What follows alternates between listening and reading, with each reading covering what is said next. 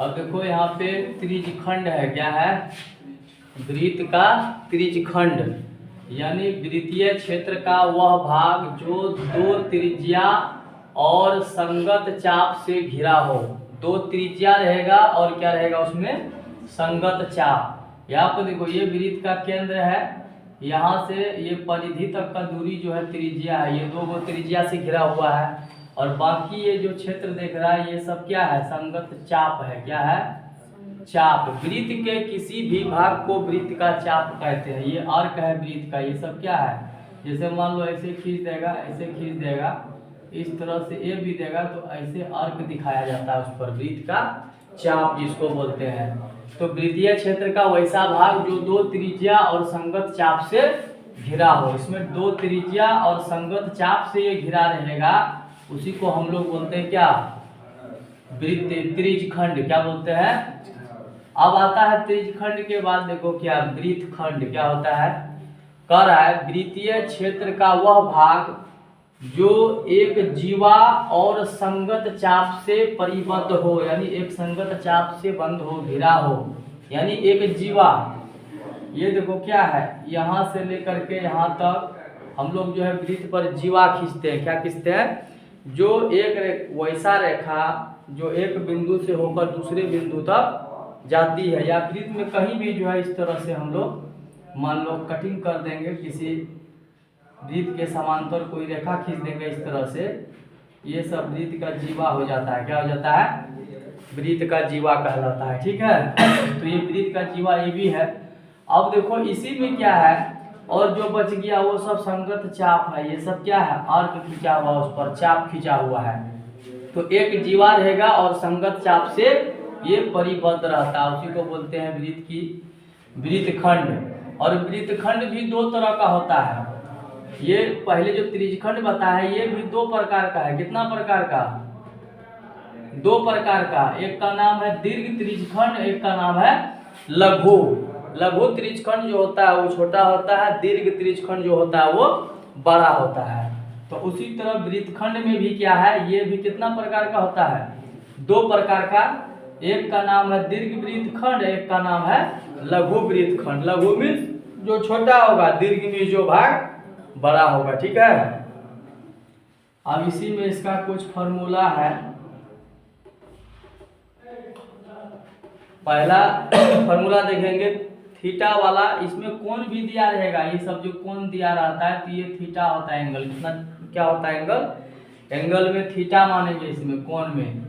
जब ये इस तरह का फिगर रहेगा, यहाँ पर ट्रायंगल का सिंबल रहेगा, तो ये वाला कोण को हम लोग थीटा मानते हैं। क्या मानते हैं, वो तुमको सवाल में दिया रहता है। ठीक है, तो इसमें फॉर्मूला सब है। त्रिज्यखंड का क्षेत्रफल, पहला क्या फॉर्मूला है,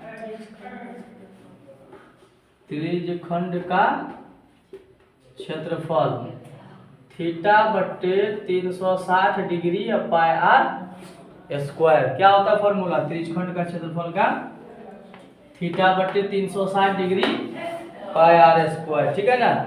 और देखो इसी में है 2 नंबर में, त्रिज्यखंड के चाप की लंबाई बराबर फॉर्मूला होता है थीटा बट्टे 360 डिग्री इंटू होता है 2 पाई आर। थीटा बट्टे 360 डिग्री इंटू क्या, 2 पाई आर। और भी फॉर्मूला सब है, जैसे रहेगा तीसरा फॉर्मूला, दीर्घ त्रिज्यखंड, नीचे छप रहा है ना रे वीडियो में। दीर्घ त्रिज्यखंड का क्षेत्रफल होता है 360 डिग्री माइनस थीटा बट्टे 360, छोड़ दो हिल जाएगा, इंटू पाई आर स्क्वायर। चलो इसको पहले लिख लो, उसके बाद जो है आगे का फिर फॉर्मूला लिखाते हैं।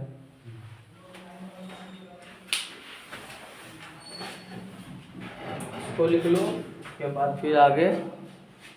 और इसका फार्मूला है दीर्घ त्रिज्यखंड वृत्तखंड का है, लघु वृत्तखंड का है। अब इसी में आएगा, देखो क्या है, संगत दीर्घ त्रिज्यखंड। क्या रहेगा? दीर्घ त्रिज्यखंड का क्षेत्रफल में कुछ नहीं करेंगे, सिंपल सा है, pi r square minus theta बटे 360 डिग्री या पाई आर स्क्वायर। यही चीज इससे पहले भी लिखे थे, ठीक है।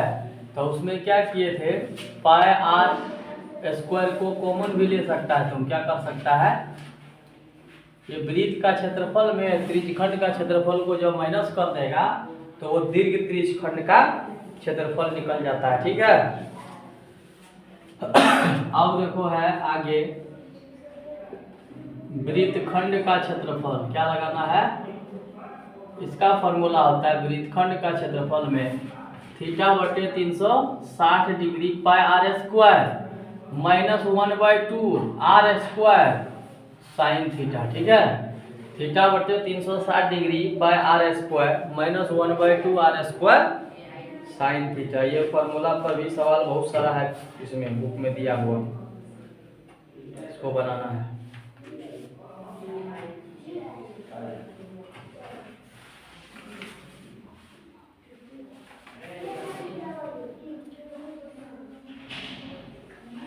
और एक चीज देखो, ये तो हो गया तुमको वृत्तखंड बोलो इसको या लघु वृत्तखंड बोलो, एक के बात है, ठीक है।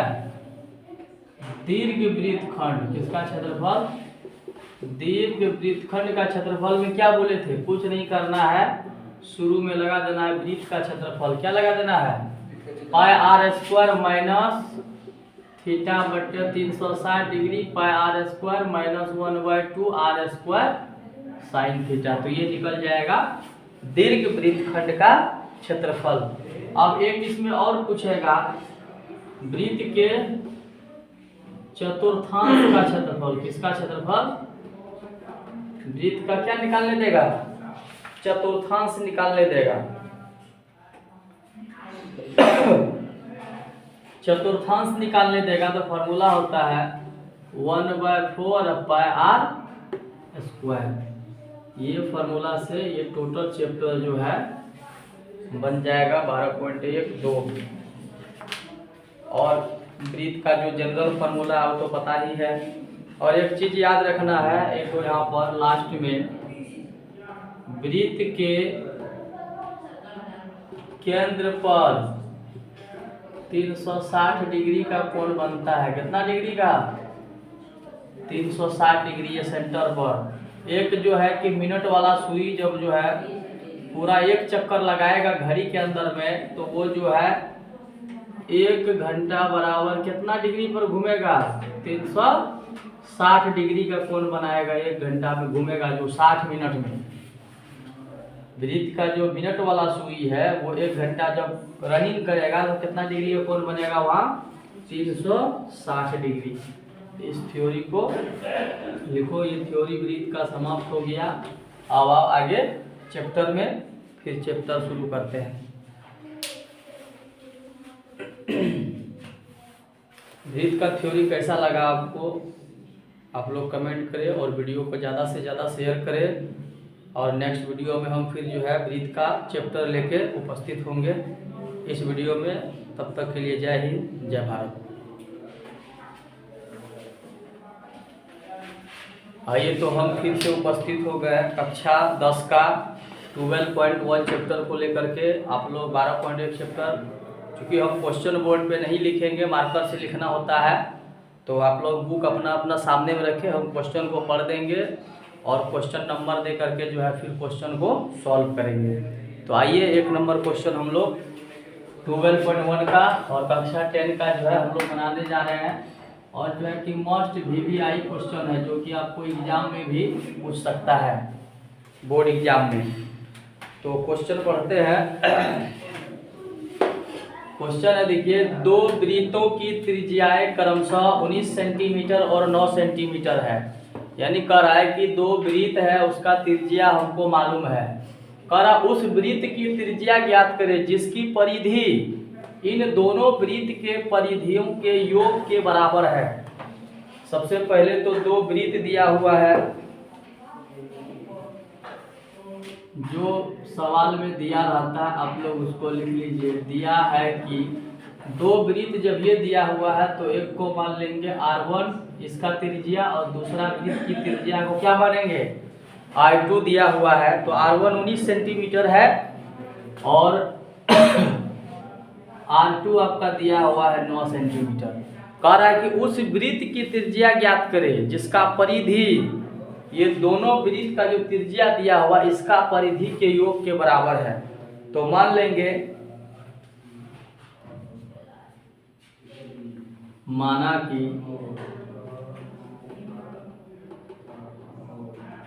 नए वृत्त की त्रिज्या R है।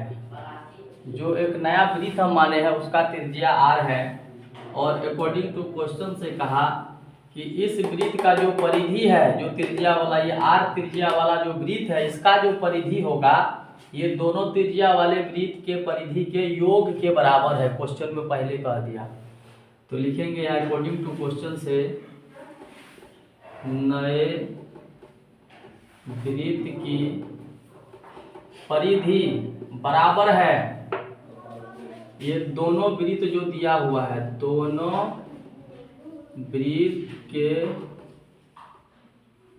वृत्त की परिधि, मतलब नया वृत्त का परिधि या बराबर करेंगे इसे दोनों वृत्त का परिधि का योग। तो वृत्त का परिधि का फॉर्मूला होता है, अभी तुरंत बताया है पिछला वीडियो में, 2 पाई r। 2 पाई, तो r जो मानेंगे इस वृत्त का त्रिज्या के लिए r बड़ा माने हैं तो यहाँ लिखेंगे बड़ा r। कहा बराबर है, अब ये दोनों का परिधि निकालेंगे तो हो जाएगा 2 पाई r1 प्लस और 2 पाई r2, दोनों परिधि को उधर जोड़ देंगे और देखिए क्या करेंगे 2 पाई, अच्छा अभी रहने देते एक लाइन और बढ़ाते हैं पहले। 2 पाई r रहेगा, 2 पाई को यहाँ कॉमन ले लेंगे, R1 बच जाएगा, 2 पाई कट गया, R1 बचा प्लस 2 पाई कट गया, फिर क्या बचेगा R2। 2 पाई क्या हो गया, कैंसिल हो गया दोनों तरफ। R1 का वैल्यू कितना दिया हुआ है 19 प्लस क्या 9 हो जाएगा। देयरफॉर R बराबर 28 सेंटीमीटर। आपका जो वृत्त का त्रिज्या है वो कितना सेंटीमीटर हो गया 28 सेंटीमीटर। यहाँ लिख देंगे अतः नए वृत्त की त्रिज्या बड़ी R बराबर 28 सेंटीमीटर। ये आंसर हो गया। ये क्वेश्चन नंबर 1 था। यदि कोई प्रॉब्लम हो तो आप कमेंट बॉक्स में जरूर बताएं।